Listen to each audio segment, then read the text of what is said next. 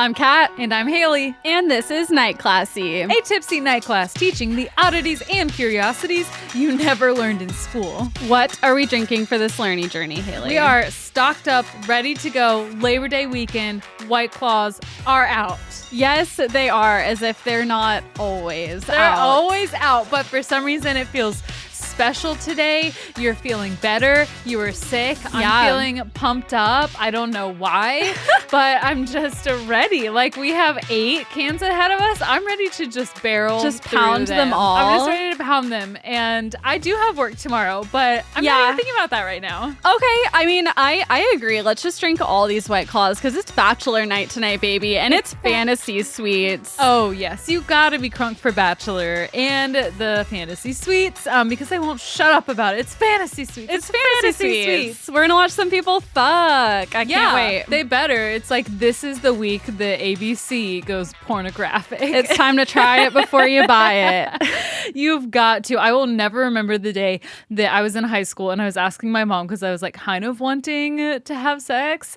And I was like, but all I've heard is that it's wrong to do it before you're married. But I'm like, surely not everyone is waiting till they're married. So I asked my mom and she looks at me, she's driving, she's like, you've got to try it before you buy it. That's what I'll say. Listen, that's the hard, cold truth of it all. That's all I needed It's all the permission I needed. And I don't even think she knew what she was doing in that moment, but that's what happened. You know what? Good for her. Love an honest mom. My mom, I never talked to her about sex, but when I was 15, she's like, do you want to go to the doctor and get birth control? And I was like, yeah, that's probably a good idea. Just preemptively. My mom did that. We had a basket in the hall closet that had all of our towels, Band-Aids, all that shit, and then just a whole basket of condoms. Holy shit. Your mom really was the mom from Mean Girls. Definitely. She definitely was. She was the cool mom, especially when she got on her meds. It's funny how meds will do that to you. Yeah, they make you complete sometimes. Really, it really is good. I can attest. I'm so happy for you. Me too. I feel so good. But yeah, we're pounding White Claws, no laws. We're going to get some dinner and then, so let's fucking do this so we can. Is that what you just said? I said, let's fucking do this so we can get dinner. What did you think I said?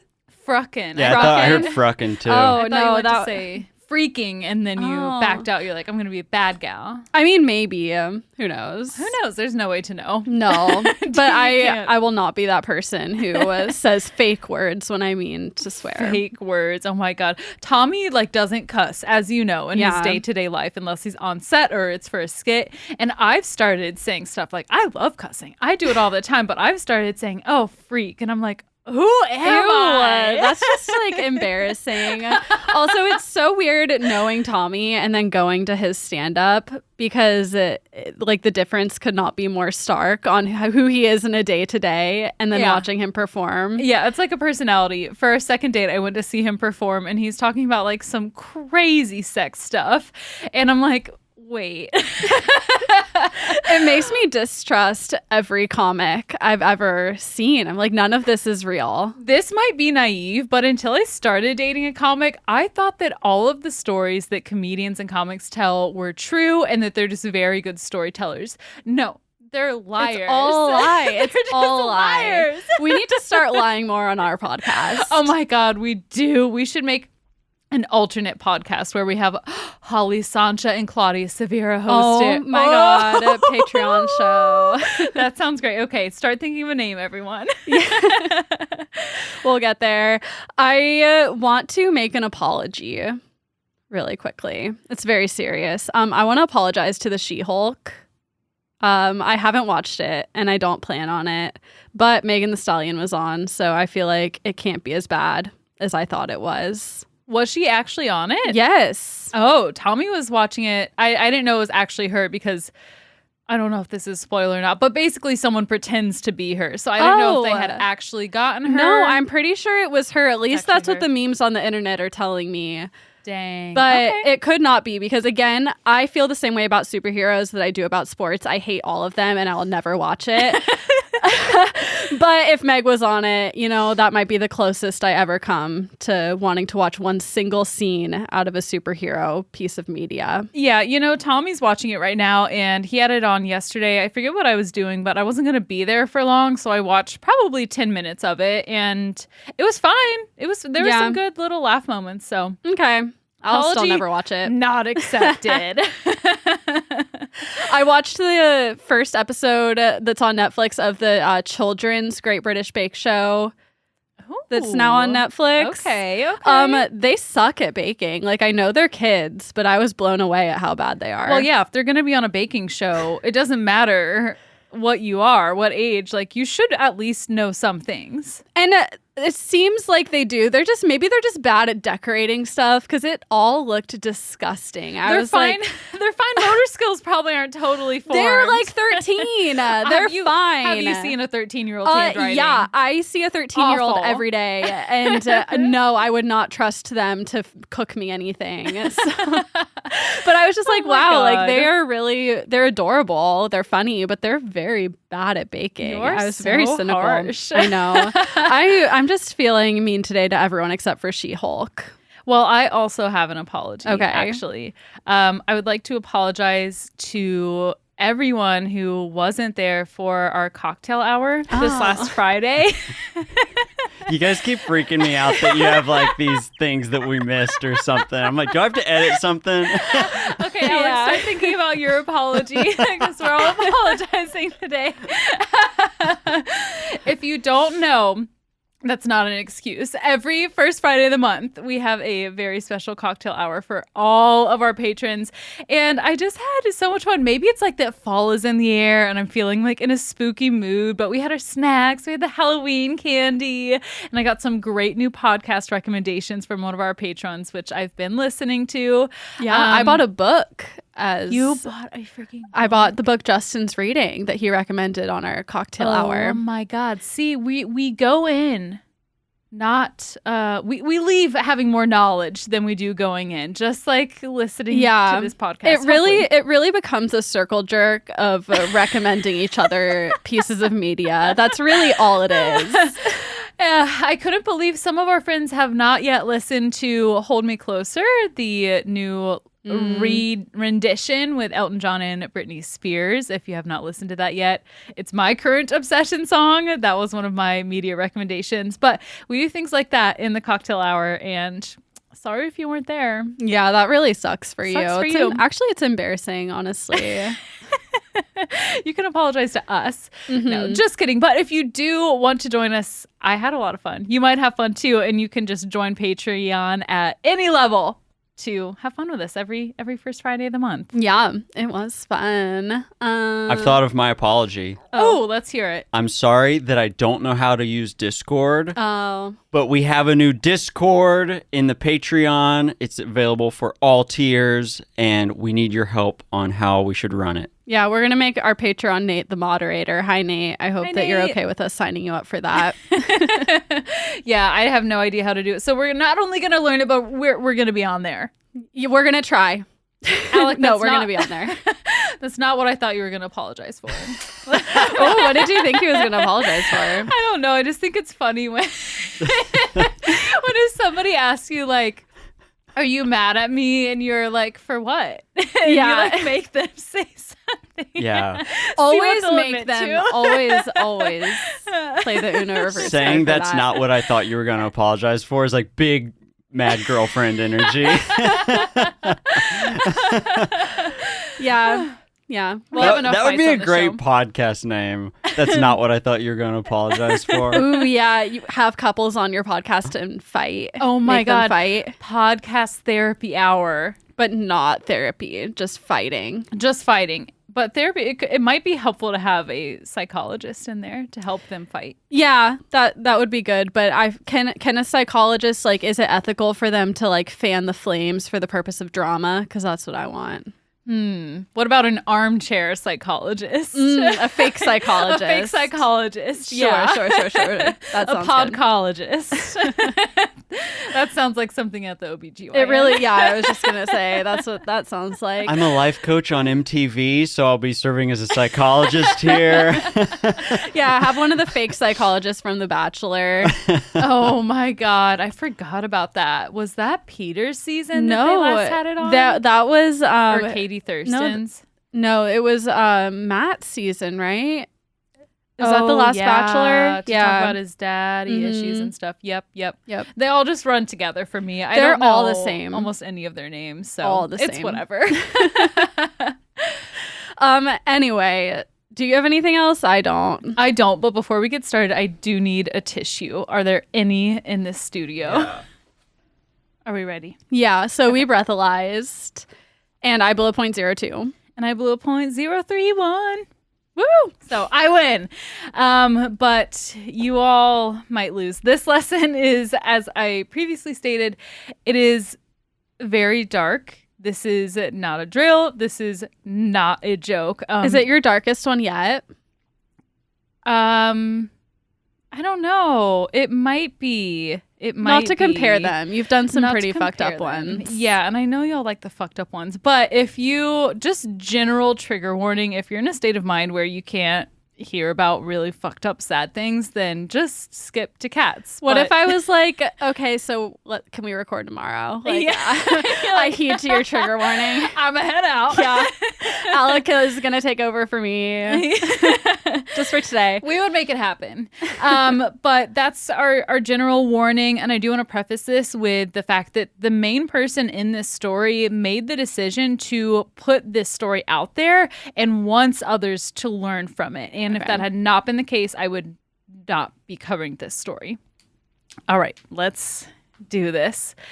Janet and John Reimer of Mennonite descent met when they were 15 and 17 years old. Their farms bordered each other, and when they finally met, it was fast love. They were together for a couple of years, and they got married when they were 18 and 20 years old. The end. That was such a nice story. I love it's a it. happy ending. I faked you guys out so good. All right, let's go get dinner. They moved to the big city of Winnipeg, and the next year they welcomed their first children into the world. Twins. What were their names? I'll get to that. Oh. When Most ominous thing I've ever heard. Okay. Fine. I'll tell you their names. You're gonna get me out of order. Bruce and Brian. Oh, Are you happy? Terrible names. Well, you'll see why I didn't say it yet, because when they arrived to the hospital for delivery, the nurse asked Ron, "Is it boys or girls?" To which he replied, "I don't know. I just know there's two of them." What if he was like, I don't know. I just know I'm going to name them Bruce or Brian no matter what. Yeah, these names are not, probably not what I would name my child. They're fine. I just can't imagine a baby Bruce. That's what a I'm man saying. name. Brian is fine. But yeah, but how do you even get to the name Bruce without being named Bruce as a child? Like, what is I mean, it a you got nickname to, for? but it's like- Bruciford? Brucifer. There's just some names that are adult names. For sure. Like, can you imagine looking at your baby and being like, Bruce. This is baby Bruce. It makes me what? think of like a huge bull is what I think of when I think Bruce. Like, this is my baby Colleen. Like, no. Colleen is a girl It's- name. it's Well, like a little- Lin- yeah, Linda. Yeah, Linda. my baby Linda. Yes. It's like that's a Karen. grown-up name. It is. It totally It's is. too mature for a baby. It's the same energy as when people name their pets human names. I love that. like a dog named Seth. Hilarious. Same energy, or at least the same vein. I'm also here for it. But yeah, Yeah, Bruce you have a is- cat named Baby, so you're not going to sit here and But criticize. baby is literally a baby name. It's not a human name. It's a baby That's cat true. name. Yes. And that's not Perfectly even her punched. name anymore. It is her name. It's oh, her I legal thought her name's name. Girly. That's her nickname. That you used 100% of the time. Okay, we also use girlums. So there's that. Girly, girlums, but baby, babesies. Mm. It's a variety, but yeah, it is mostly girly. And Safety is boyby. Baby. Yeah. Wait, really? Yeah. Boy, be. We're a big fan of nicknames in our house. All right. So they had their twins. They were born August 22nd, 1965, Bruce and Brian. And everything was going really well initially. But after a couple of months, Janet brought up some concerns about how the boys were urinating at their 6-month checkup. And their doctor ended up diagnosing them with phimosis, which, according to the Cleveland Clinic, is, quote, a condition of the penis that occurs in some adults and children who aren't circumcised. And it makes it so that the foreskin can't be pulled back past the glands. It can cause balloon-like swelling under the foreskin when urinating, which is what I'm guessing happened when the boys were peeing. But at the same time, this diagnosis is pretty normal in children who are uncircumcised.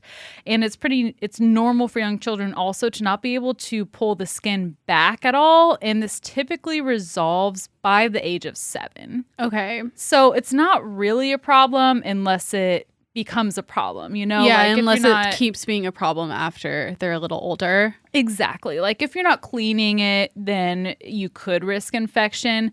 But phimosis can be completely taken care of if it is an issue with circumcision. Yeah. So that's what Dr. Jean Marie Huot performed with the twins when they were 7 months old. And this is not your mama's circumcision. Dr. Huot used the unusual method of electrocauterization. No. Why? I have no idea why. I have no clue. And you know, cauterization is pretty standard in surgery, but not circumcision. Don't they usually just like cut? I don't know, but I think so. Yeah. So when they do this electrocauterization, the tissue is destroyed using heat conduction from a metal probe, which is heated by an electric current. So they do that to these young little babies. Are they awake? Probably not. I would think not. But you don't want to put a baby under anesthesia. That's true. I don't know. Weird. Okay. Yeah. So the surgeon ends up calling Janet and Ron back, and they're just super grim in the face. And he's like, there has been an accident. Yeah, because I used a fucking electric laser probe instead of doing it the normal way. It's still unclear, or at least unknown to the public, if what happened was doctor error or mechanical function or a bit of both. I mean, it sounds like Dr. Error. He never should have used that tool. I'm talking as if I know what I'm talking about. But it sounds like, why would you not do it the normal way? Yeah, people have been getting circumcised since the dawn of time. Yeah, it sounds like he got a cool new gadget and wanted to be fancy. Yeah, now is not the time. Not with a 7-month-old baby. No. So what happened was Bruce's penis had been engulfed in a surge of intense heat. Janet recalled, quote, "It was like a little string. It went right up to the base, up to his body." Oh my God. Over the next few days, the tissue dried up and broke off in pieces. Oh my God. Bruce's botched procedure resulted in them deciding not to operate on his twin Brian at all. Okay, yes, that's a good decision. And Brian's phimosis cleared up shortly after that without any surgery. Yeah, it's like, it just all seems so unnecessary. Yeah. Completely. So, the whole circumcision thing in general is just like, I understand it's cultural, but it seems like an unnecessary risk. Like, why? I don't know. I agree. And it's hard to shift from that cultural point of view. And that's what your people have been doing. But it's like, it's literally not necessary. Yeah. It's not uncleanly. None of that you hear about all these myths about uncircumcised penises. So Bruce would remain in the hospital for weeks, a worry of specialists examining his injury. And penile construction was in its infancy in the 60s, and it seemed out of the realm of possibility for Bruce. The prognosis was just super bleak.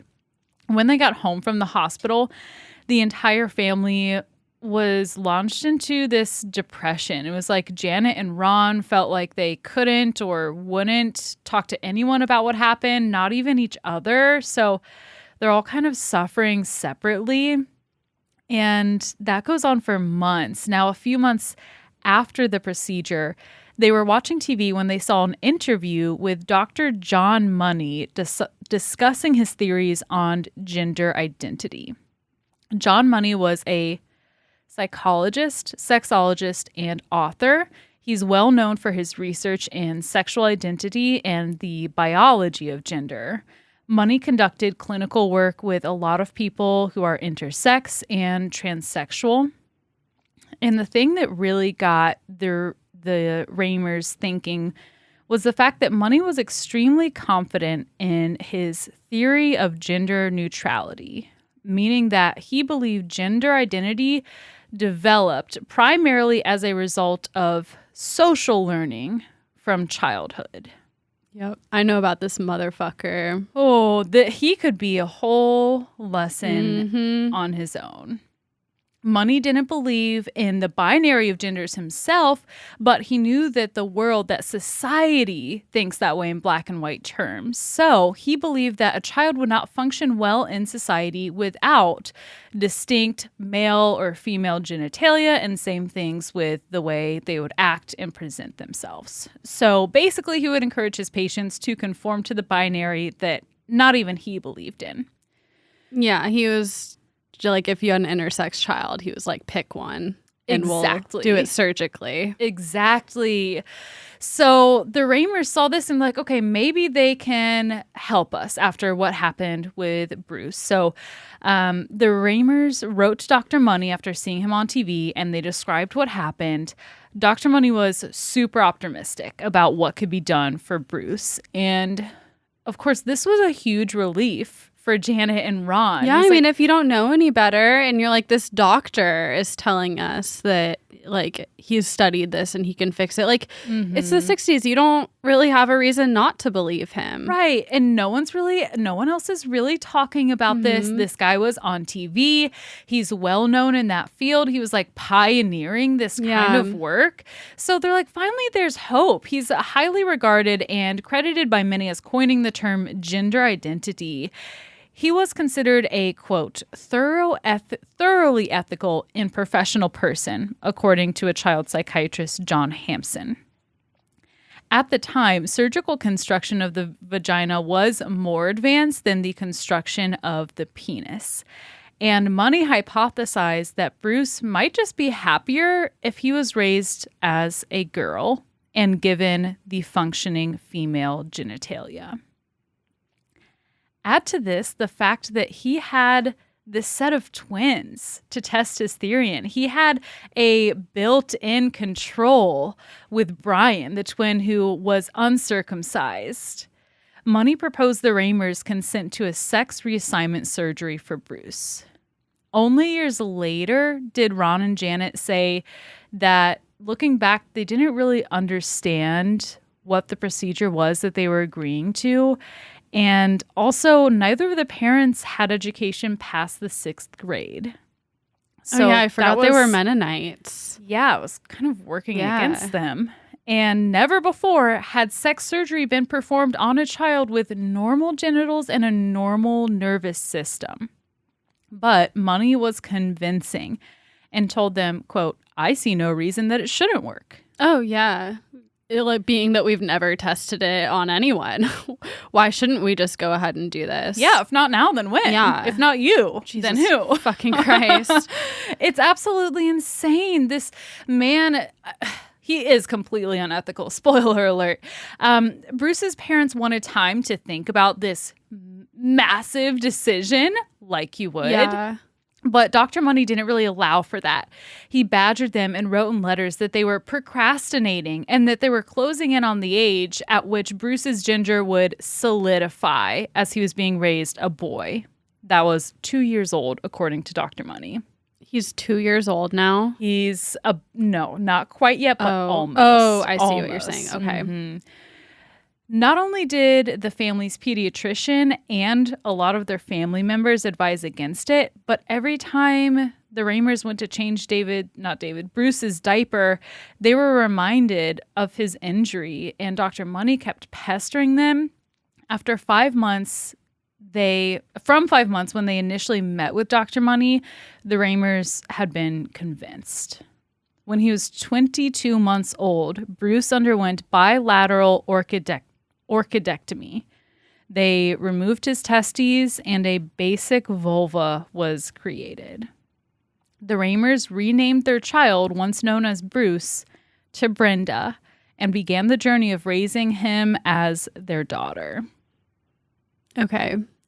Janet had sewn Brenda a bunch of lacy girly dresses and clothes, and when she initially put them on Bruce, now Brenda, he was trying to rip them off, and Janet is like, oh my God, he knows he's a boy, he doesn't want to be a girl, but I have to stick with this. I think I can teach her to be a girl.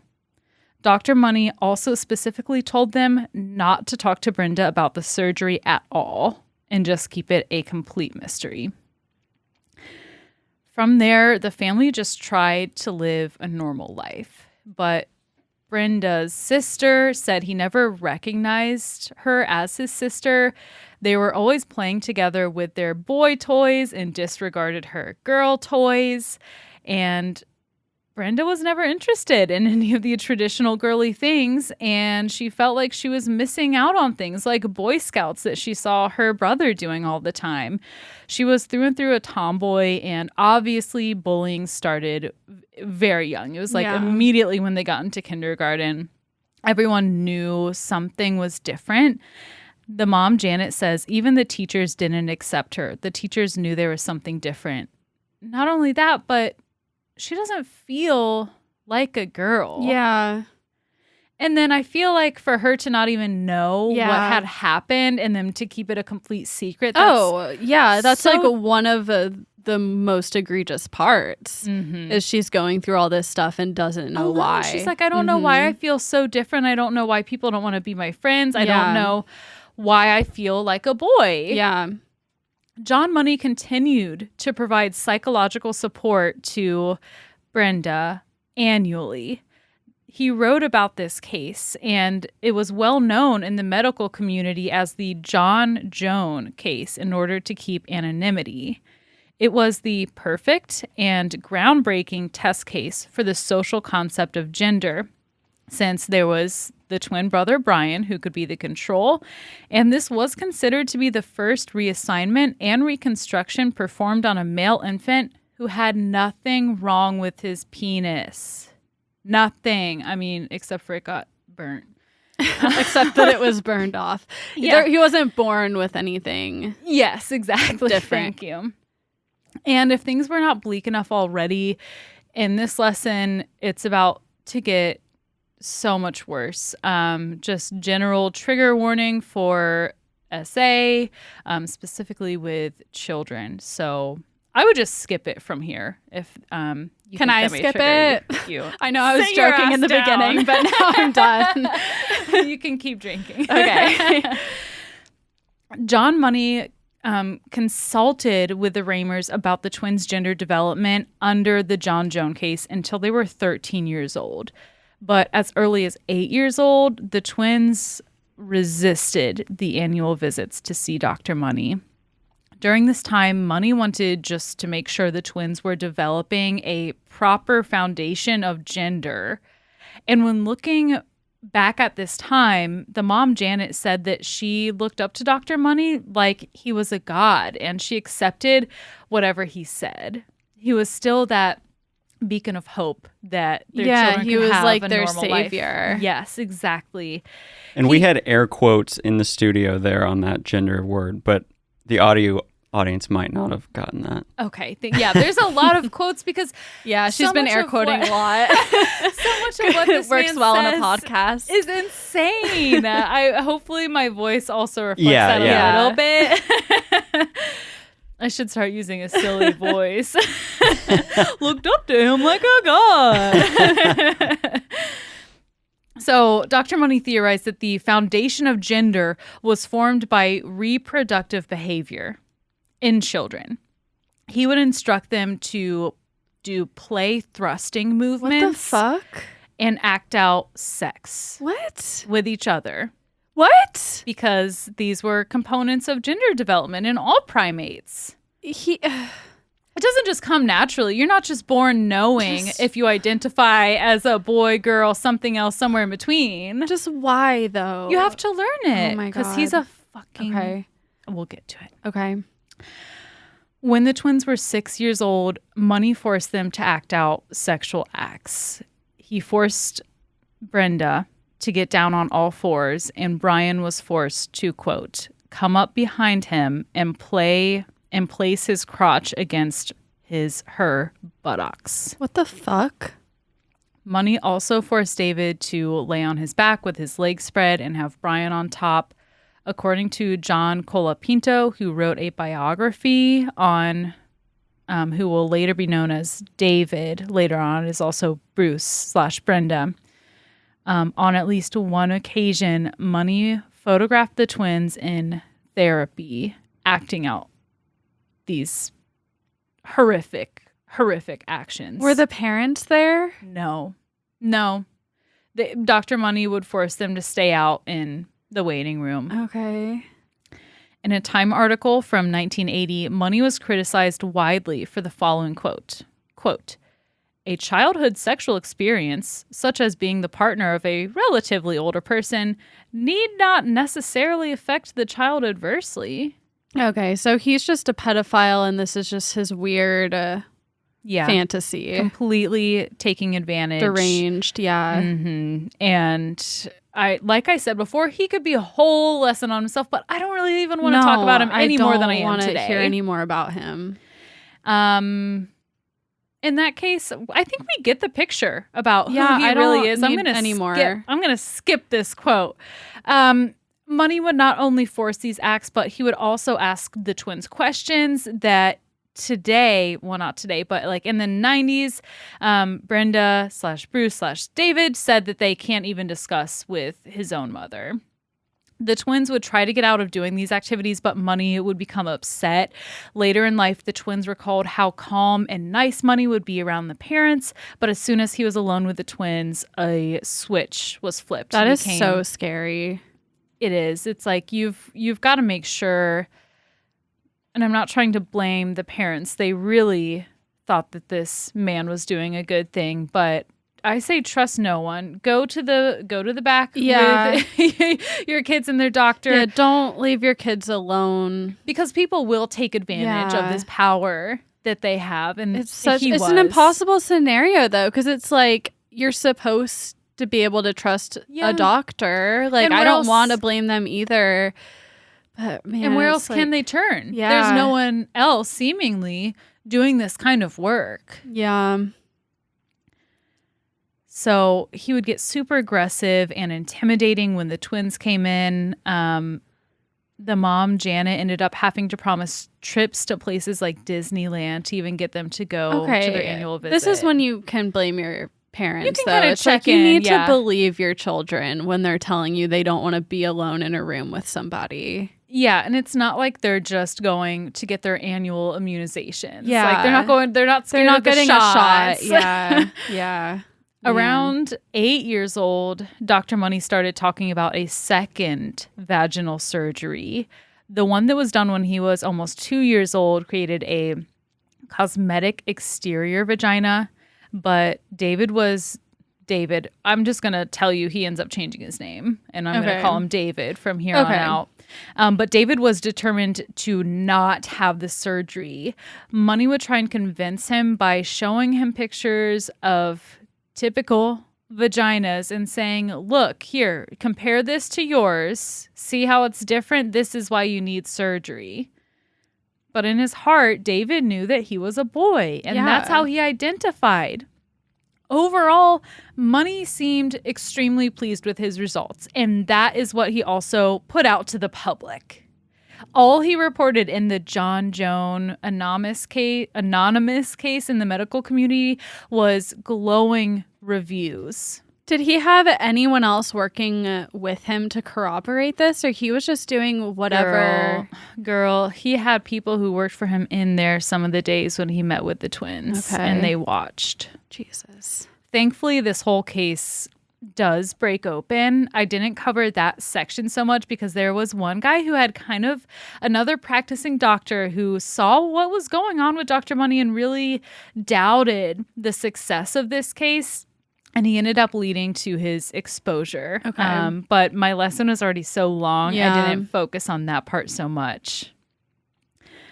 So, yeah, when reporting on the John Joan case, he wrote, quote, "The child's behavior is so clearly that of an active little girl and so different from the boyish ways of her twin brother," which is completely false. Like I said before, they weren't doing any of the quote-unquote girly things that he expected him to. They're not interested in playing with dolls. They don't want to do Girl Scouts. They want to do everything that his twin brother is doing. And it's like, yeah, you're lying. Yeah. The twins went to Glenwood School in Winnipeg, and David transferred to R.B. Russell Vocational School when he was 14 years old, but eventually had to stop going to school altogether and was tutored privately. Because of bullying. Because of bullying. Trigger warning here for ideation and suicide. Unsurprisingly, David was severely depressed. By the time he was 13 years old, in a session with a clinical psychologist, David had, quote, strong fears that something had been done to her genital organs. And he still didn't know. And that I'm just going to say he, because he's a he. Yeah. And he was having some ideation. They gave David estrogen during his adolescence to give him breast and other female body development. He did not want to take it, but Dr. Money lied to him and told him that his limbs would start to grow disproportionately if he didn't take the pills. Oh my God. David only took the pills sparingly and often just pretended to take them, but it was enough to yield feminine features in his body. Okay.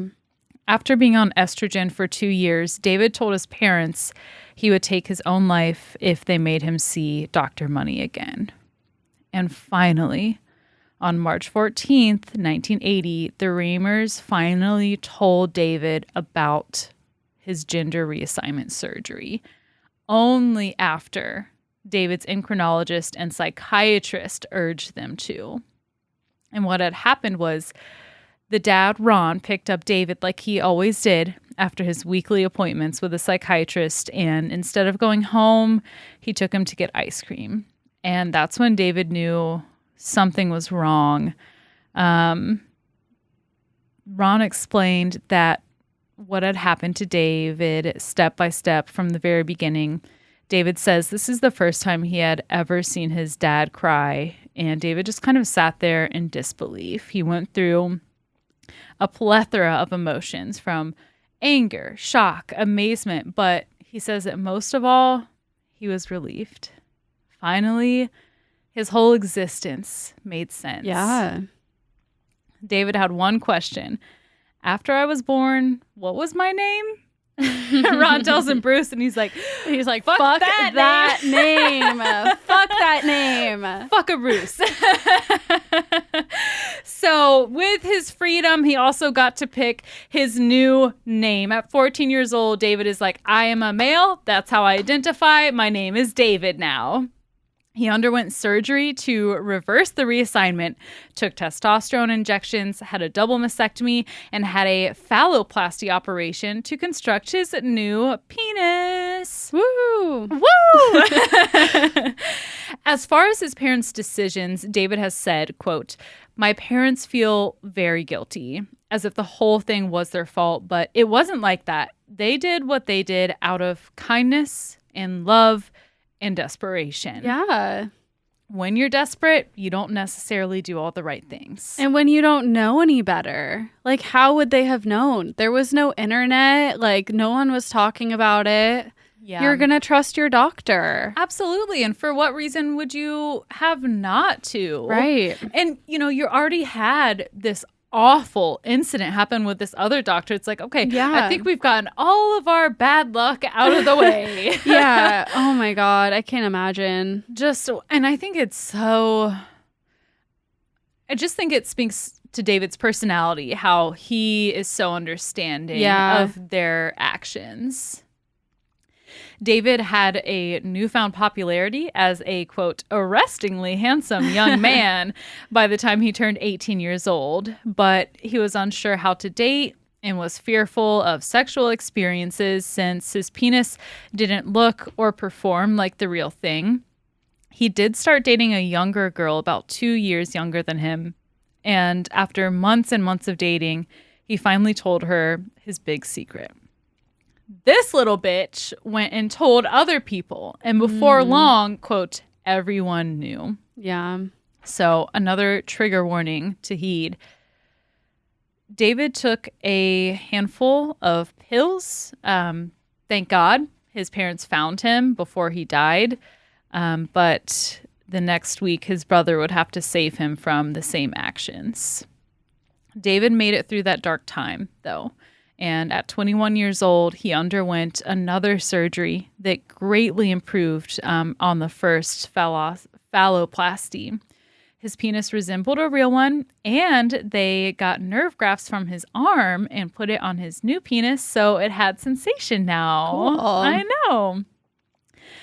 His brother Brian ended up having a child in their 20s, and David started thinking about his future. He's like, I never prayed to God before, but I wanted to. I didn't know what else to do because I want to be a dad, and I figured there must be some good reason why I'm being put through all of this.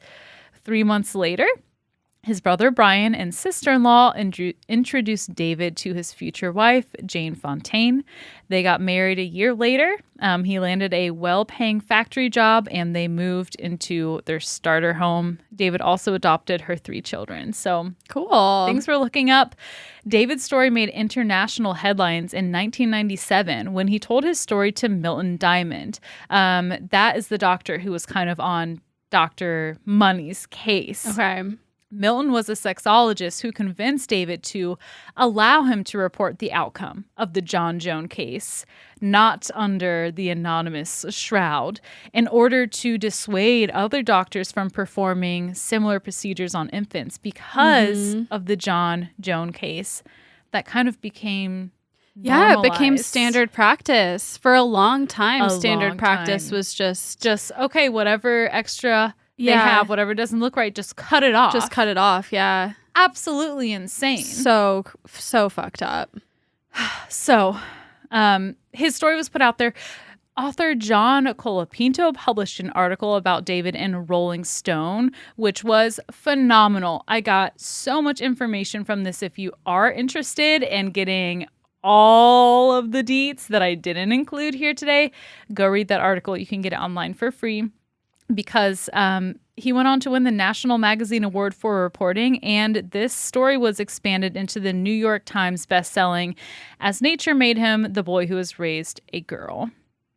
And one thing that I found interesting in an interview with John Colapinto was that he noticed David would stop using the pronoun I when recalling his youth. For example, he'd say, quote, I'd give just about anything to go to a hypnotist to black out my whole past because it's torture. What they did to you in the body is not near as bad as what they did to you in the mind with the psychological warfare in your head. Interesting. So it seems like he's tried to just completely Distance detach himself. Yeah. This account highlights how David identified and always had identified as a boy. And despite being raised a girl, he knew he wasn't a girl. Yeah. And I think this is a great testimony for trans people. It's like, if your child comes to you and they tell you, Mommy, I'm a boy, Believe embrace them. that. Yeah. Let them be who they are. He also detailed the the bullying David faced in school. Ostrich. Ostration. David had a tough relationship with his parents throughout his entire life. And it wasn't just David who suffered from the abuse. His twin brother, was in there with Dr. Money as well. So, unfortunately, another trigger warning here. David's brother, Brian, actually died by suicide in 2002. This really affected David. And 2 years later, David took his own life at 38 years old. Oh my God. Yeah. They were never able to fully recover and be who they were. Yeah. It's just awful. The consequences of this case not only affect the Reimers, but rippled throughout the medical community and society. Money's initial report on the Joan case, with this reassignment being such a success, as we said, led to the normalization of just cutting intersex people's genitals when they're born to make them look, quote unquote, normal. Money's belief that gender was malleable became the dominant viewpoint in the medical community. But thankfully, with the sharing of David's case, it's thought that it kind of sped up the decline of sex reassignment surgery for unambiguous XY infants with micropenis, other congenital malformations, or penile loss in infancy. So I just want to take a minute to remember David and his family. He was so brave. They were all so brave, especially when David decided to share his story in order to discourage similar medical practices. Yeah. That is my lesson. I am so sorry.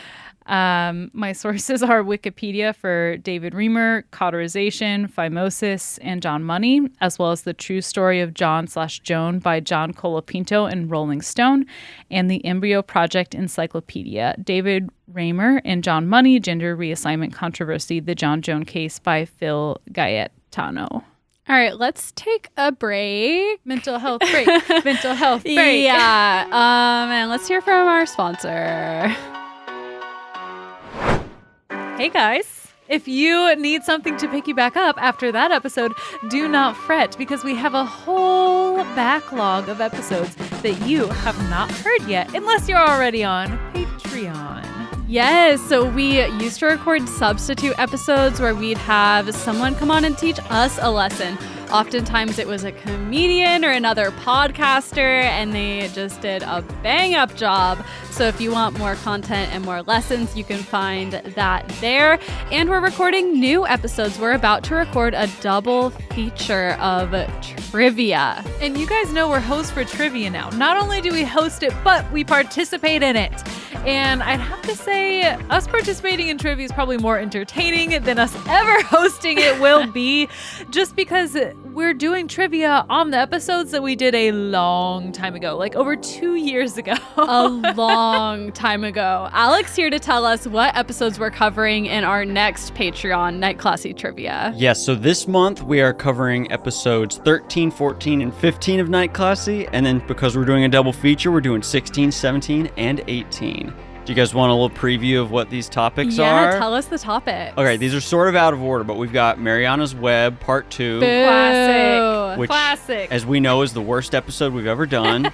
So tune in for that. Rando Nodding, Cat Domestication, and we're not talking about Cat the host. I mean, not yet anyway. That was the Zoloft. Teach that lesson. Am I right, guys? We've also got lab-grown diseases, why people have children, the Hermetic Order of the Golden Dawn, Proud Boys, Woman in the Attic, one of my favorite lessons, by the way, Concept of Time, Underground Seattle, Madeline McCann, and The Brothers Grimm. We've done so many things. So many things, and so many, what was I even going to say? I don't remember, but I just know I'm excited for these lessons. I know that Why People Have Children is one of the first Patreon picks that I did, and that lesson did not go how I thought it was going to. At least the research. It was a fun lesson and all of that.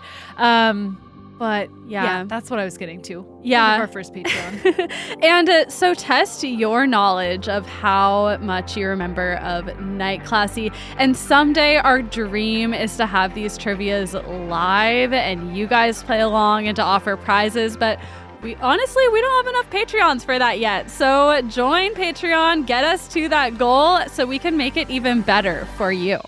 Because what you put into it is what you get out of it. That's right. So go get the most out of it by going to patreon.com/nightclassy and supporting the show. We appreciate you all. We'll see you over on Patreon. All right. I thought my lesson was dark before I heard yours. And mine still really is very dark. But it's hard to follow that. But I'm going to try. It's a competition. I won. Right. No, I lost. Well, more people died in mine. So. Okay. Well, there's so many different ways maybe to measure I win. it. Yeah. Mine's not, we're not going to compare because they're all awful. A lot of people died. So here we go. Her reign of terror began in the Himalayas of western Nepal in a rural village called RuPaul. RuPaul? Not the fun RuPaul. No. If only we could go back in time to the RuPaul lesson right now, because this is not that fun. Eventually we'll get back there for trivia. Yes, someday. How do you actually say it? RuPaul. Okay. It's a village in Nepal. Nepal, RuPaul. You, Paul, we, Paul, I, Paul. I, you, me, Paul. The study of Paulology. Yeah, that. Camouflaged in thick forest, she would... I'm sorry. The forest is twerking. She would wait for victims, typically women and children whose job it was to venture into the woods looking for plants and collecting water.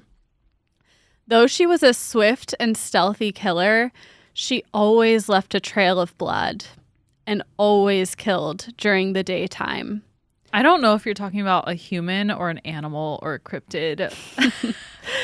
It's not a cryptid. It's hard to say. Villagers were terrified to leave their houses. Quote, they had become veritable refugees in their own homes, stalked by a specter that seemed to be able to kill them at will. The entire countryside was paralyzed. No one knew when or where she might strike next. The village sent a number of hunters out after her, but none of them were successful, and she continued her killing rampage. Eventually, the situation became so desperate that the Nepalese army was called in.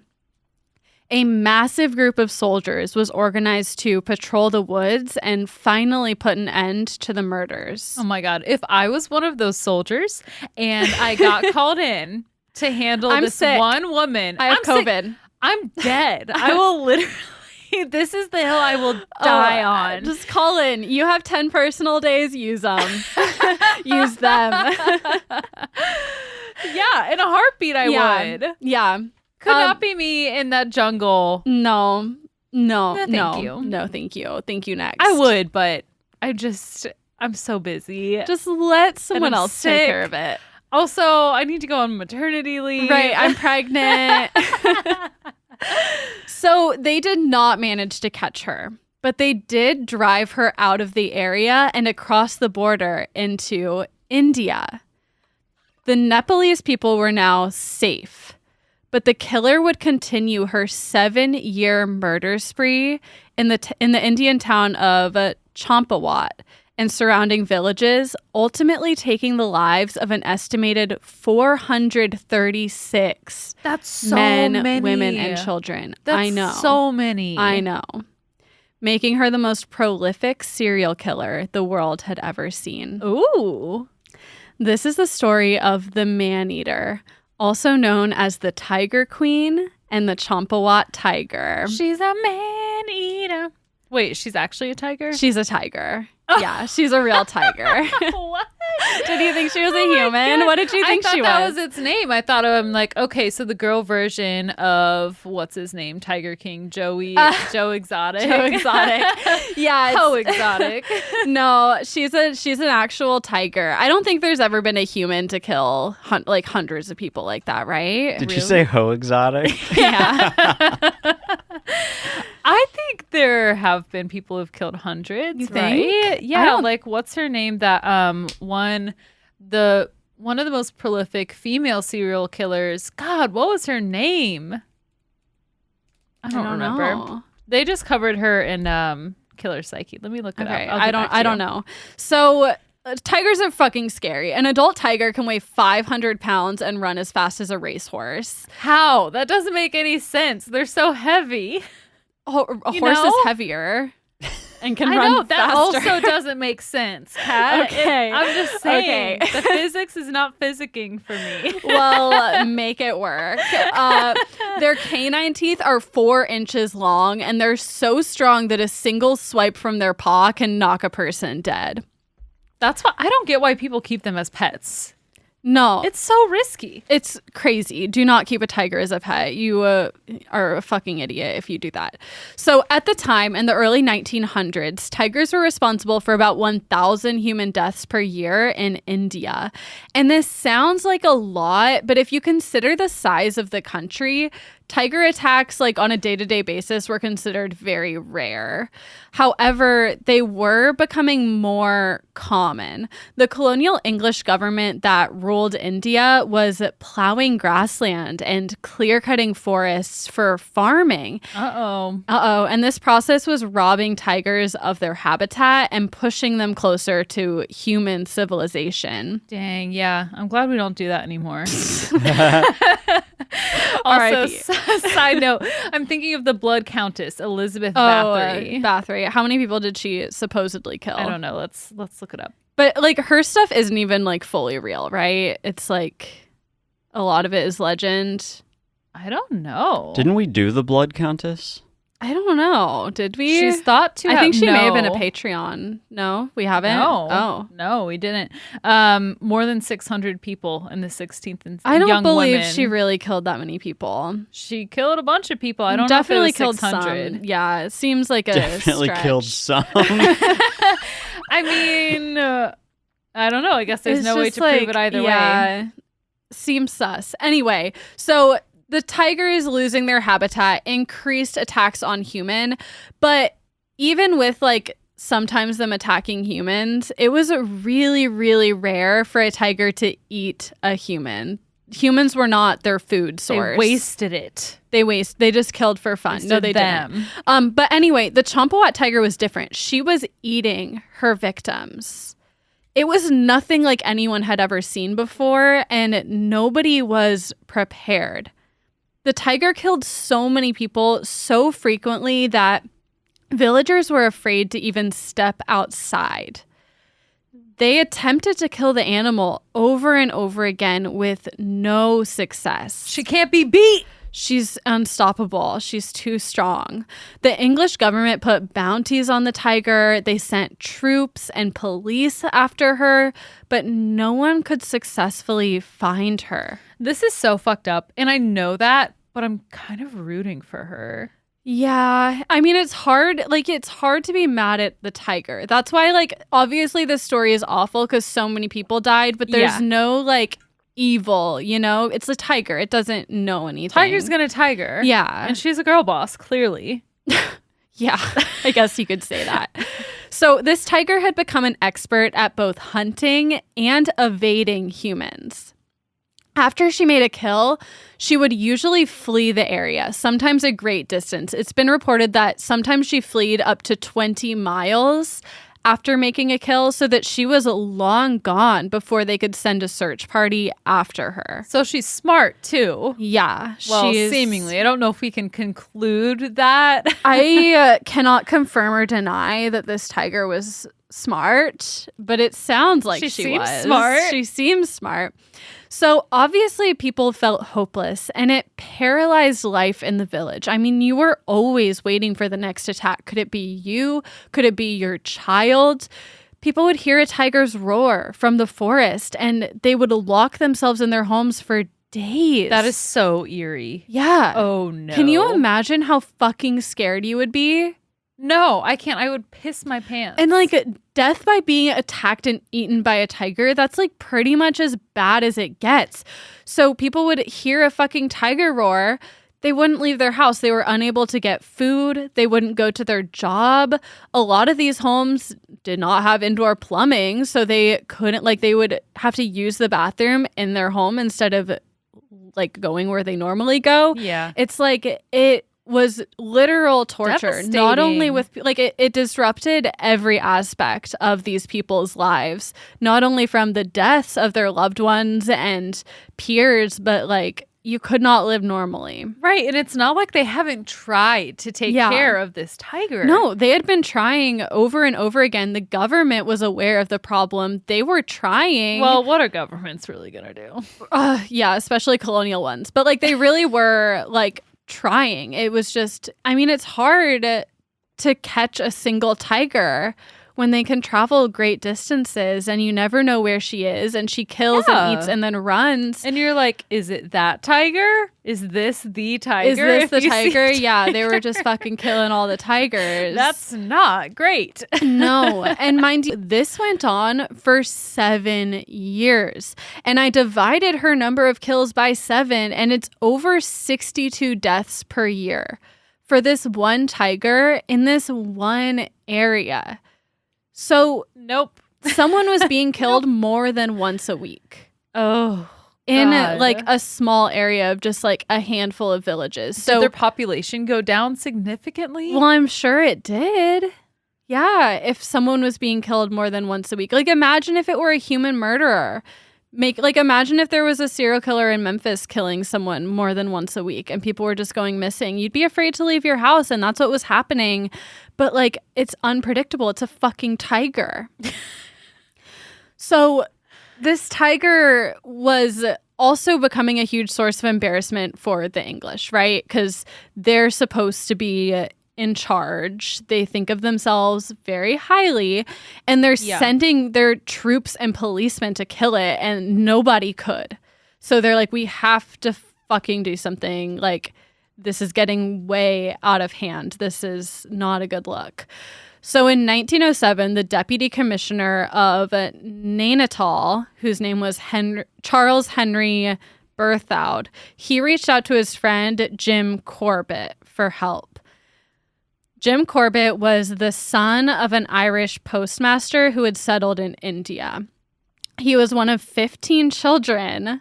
Damn. Yeah. There's that Irish Catholic coming in hot. That's exactly right. Who his parents raised in the Kumon, where he'd spent, quote, his formative years tracking alongside indigenous hunters in the jungles of Kaladunghi. So he was taught to hunt from a very young age. He killed his first leopard when he was 10, and he became a master hunter. He was well known in the area, especially in colonial circles, as the best hunter. I'm 100% positive there were indigenous hunters that were better than him, but as far as like the white people went, he was the hunter. The one that gets talked about. That's right.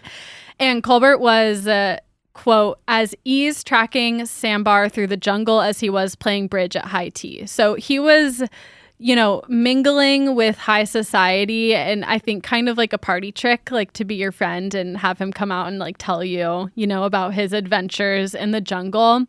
He, quote, could imitate the grunts of a leopard or the chuffing of a tiger with an accuracy that sent a collective shiver through a dinner party. So yeah, he's that bitch. Everyone is just like epigenetically now for generations having like a shiver down their spine whenever they hear a tiger roar. Or anything. Yeah, and these people probably hadn't heard a tiger. Like they're hearing it for the first time from him. But you know, he was good at this. He had a lot of experience. He was not bluffing. He's the it boy. He's the it boy for killing tigers. So Berthoud often had reached out to Corbett for local advice, but this time he needed a real favor. He wanted Corbett to track and kill the Champawat tiger. Corbett was, of course, experienced hunting tigers, but he had never hunted and killed a man-eater. Like I said, tigers don't eat people. So this was something that he did not have experience with. It would be a whole new challenge. Yeah. But he agreed to try. Okay, that's good. Yeah. I mean, that's a huge increase for your ego if you can be the one Definitely. to get it. And you help people. Yeah. I mean, it was a big help. And by all accounts, like, he was not one to boast. Okay, because for He- me, I'm like, if I were the one to kill the tiger, Yeah. I'd feel so fucking good about myself. Right. You would think he was like an Indiana Jones type, but it Yeah. seems like he really wasn't. Like he grew up around the locals and kind of was like identified, as being one with them socially. Like he was pretty humble. Like I think he was kind of just paraded around in front of high society rather than like being part of England, like He's the high little English play society. toy. Yeah, he was kind of like a go-between, but also pretty humble, pretty introverted. He wasn't like this, like a big trophy hunter, like boastful type of guy. It seems like from what I read. I don't know. I don't want to give you Okay. guys the wrong I'm idea getting about a him. clear image. Yeah, I'm painting a very unclear picture Do you of have a who he picture? was. No, I don't. I could show you one of the tiger, but it's not in my notes. Anyway, don't look at the tiger yet because there's something about it that I want to talk about when it's time. So he's asking him this, and he's like, "All right, I'll help."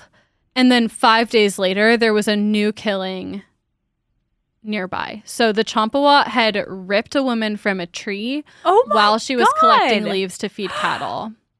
Oh my God. And that's what I'm talking about. Like it just fucking like comes out of nowhere and kills With like you. a vengeance. Yeah, it's aggressive. And this happened in a town 60 miles from Corbett. So he's like, okay, bet. He rushed there with a team of 6 natives and they had to hike in because it was a remote village. So it took them a few days to get there. And when they arrived in the village, they found them, quote, in a state of abject terror. They were unwilling to leave their homes, even to come out and talk to Corbett. They were that horrified. I get it. Yeah, no, obviously, I do not blame them. So Corbett and his assistant spent days in the woods searching for the tiger, but they lost the trail. They couldn't find her. The villagers then suggested that they try the nearby village of Champawat, where the tiger was known to frequently hunt. That's why it's called the Champawat tiger, because they got most of it. Her stomping grounds. Yeah. So he took their advice and went there. And sure enough, just days after his arrival, a 16-year-old girl named why can't I fucking read all of a sudden? Premka Devi went missing. Okay. So a girl has disappeared. It was quickly assumed that she was the victim of the tiger. Is this tiger a tiger? Yes, Okay. it is a tiger. So Corbett and a few men from the village set out to look for her remains. Like, Oh my the village God, was that's so used heartbreaking. to the tiger attacks at this point that they're like, yeah, like she's dead. It was the tiger. Let's go see if we can at least track the tiger. Yeah. They quickly found a trail of blood leading into the forest, and it continued and led them to a deep ravine where they found her skirt, then a couple of bone fragments, and eventually a human leg. Oh my God. Yeah. So the group was looking at this. They were examining the evidence, and then the tiger charged them to protect its kill. Oh, hell no. Corbett fired 2 shots at the cat and he missed, but luckily the sound of the gunshot was enough to scare it away. And this was a wake-up call for him about how dangerous this creature really was, how bold it was, because usually tigers were afraid of humans, and this thing just charged a not group give- of 7 of them out of nowhere. Like, she gave no fucks. She had no fear of humans. They were her prey. How did she get like this? Maybe she was owned as a pet. Ooh, and escaped. maybe. That's a how good she got theory. Comfortable with humans. We will find out why she's like this. So the next day, Corbett and the Champawat's towns, Tahsildar. And I looked up what this was. It's basically apparently their tax officer. So like he had the help of a town official essentially to organize a patrol of 300 villagers. So they got together this big group, and what they had them do was spread out in a straight line and then march into the forest. So they kind of like set up a perimeter and then marched toward the ravine where the tiger had made the kill. And as they were doing this, they were firing their rifles, pounding their drums, and screaming as loud as they could. They were hoping that the tiger was still there and they could flush her out. Oh my gosh. This sounds terrifying. Yeah, it sounds terrifying. You're just like a human border to go in. Mm-hmm. And 300 people, like that's a lot. They really took up a lot of ground. And while they were doing this, Corbett was hidden in the brush with his gun cocked. So he was waiting for the tiger to be scared out, and then he would shoot her. Around noon, she was located. They had successfully scared out the tiger. So Corbett took aim. His first shot missed. His second shot hit her in the chest. And then he hit her in the shoulder. But she's a fucking 300-pound tiger. Need way more shots than that, right? She didn't go down. Instead, she turned around and charged at Corbett. Yeah. Sounds and accurate. Hayley, I don't know how this happened, but he was out of bullets. Okay, if you're going to go tiger hunting, bring the right amount of bullets. Bring more than 3. Like, not to victim blame, but in this case, maybe. So he's like, fuck. So he sprints away from the tiger across the valley and runs up to one of the villagers who's helping them. And he grabs this guy's gun, turns around, faces the tiger, and takes one final shot. One? This last shot hit her in the foot. And this was enough to stop her from running. She's like, bitch, you broke my nail. Yeah. Oh my God. I think I broke a nail. Anyway, so she falls just 20 feet short of where Corbett was standing. So give her probably another second and he would have been toast. Oh my God. That is the moment. If it were me, I would have passed out like I do, peed my pants. I would have run out of bullets and been like, okay, it's over. Like, let's just do this fast. I would not have ran to get more the other gun or anything. I would have been like, okay, I tried. I did what I could. Honestly, kind of an eventful death. Yeah. Hopefully people talk about it on a podcast. I did my best, and that's all you can ask for. So the man-eater had finally been killed. And examination of the tiger's body revealed why she had taken to eating humans. The upper and lower canine teeth on the right side of her mouth were broken. And if you look at a picture of this tiger, you can clearly see that her teeth on the right side were broken in half. And in his later book, Man-Eaters of Comone, Corbett wrote, quote, "The wound that has caused a particular tiger to take to man-eating might be the result of a carelessly fired shot and failure to follow up and recover the wounded animal, or be the result of the tiger having lost its temper while killing a porcupine." So this was not just the case with this tiger. Other tigers with injured teeth had also taken to man-eating. And the reason for this is that tigers are highly territorial and fight each other over hunting territories.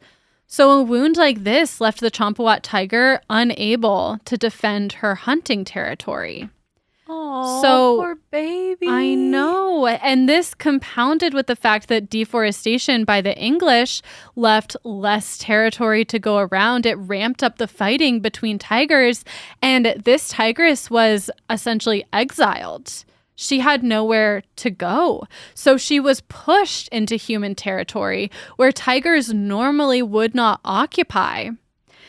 And she was forced to hunt the only prey available to her, which was people. Not her fault. I'm still rooting for her. Team Tiger. Team Tiger I'm going to go ahead and say it. Team Tiger. No, just kidding.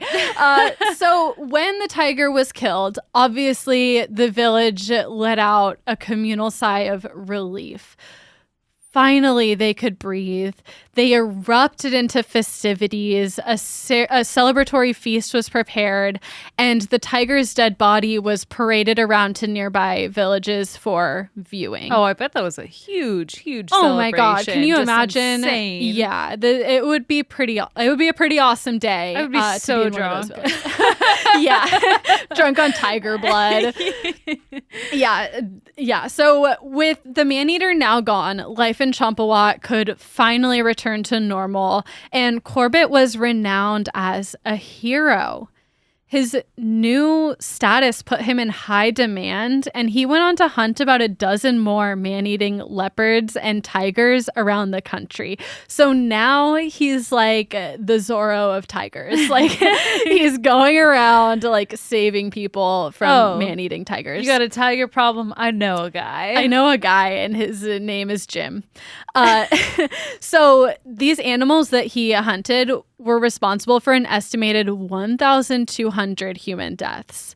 So he was saving a lot of lives by killing these animals. And despite the danger involved, Corbett preferred to hunt alone with only his small dog as company. Oh my God, as bait. Right, maybe that. So he saved a lot of lives hunting these dangerous cats, but also recognized that human actions were ultimately to blame for these animals' behavior. Loss of habitat pushed them in contact with humans, and Corbett saw that they needed protection. Ultimately, he gave up hunting and pivoted his career toward nature photography and environmental activism. He became an advocate for protecting India's wildlife, especially big cats, because at the time they were being mercilessly hunted by the colonial English government. They were regarded as pests to be exterminated. So they were being driven toward extinction. Poor babies. I know. I can't take it. Yeah. I am pro-tiger. Me too. I mean, Blame it. of course, pro-tiger. Yeah. So for Corbits, I've wanted to call him Colbert this entire Call time. him Colbert. And even when I was practicing reading my notes earlier, I was calling him Colbert and had to like keep checking myself. So for It's Corbits, Corbett. For Corbett's work in conservation, one of the 5 remaining subspecies of tigers were named after him in 1968. These are the Indo-Chinese, or now also called Corbett's tiger. I was going to say, that's not his name. Corbett highlighted that the tiger queen was also a victim herself, and that environmental conservation is the best way to prevent future violence from these large cats. That's crazy, man. Crazy. I can't even believe he said that. And this was the story of the Champawat people eater and the man who brought her down. Oh my goodness. I had so many different like running theories as you were telling this story. I'm like, okay, hear me out. What if it's the tiger is not a tiger? It's like 2 or 3 people dressed up as a tiger suit. That would have made for a more interesting story, but I hope that even with the letdown of an ending that it was a tiger, it was still okay. Still super interesting. I think there's a lot of takeaways we can get from it. Yeah. Travel light, bring a lot of bullets if you're tiger hunting. That's right. Blame it on the colonialism. Yeah. And a lot of these man-eating tigers were man-eaters because their mouths were damaged from people shooting at them. Poor like little babies. People really are to blame in this scenario, and people specifically the typical. English colonists. Yeah. So my sources are the Champawat Tiger Wikipedia page at Ripley's.com, How a Lone Irishman Killed a Terrifying People Eater Tiger by Chris Erickson on nypost.com, and the Champawat Tiger Killed More Than 400 People Until a Colonial Hunter Hunted Her Down. I don't fucking know. Colonel, but he was not a colonel, I don't think. How's I don't it know. spelled? It's spelled like Colonel.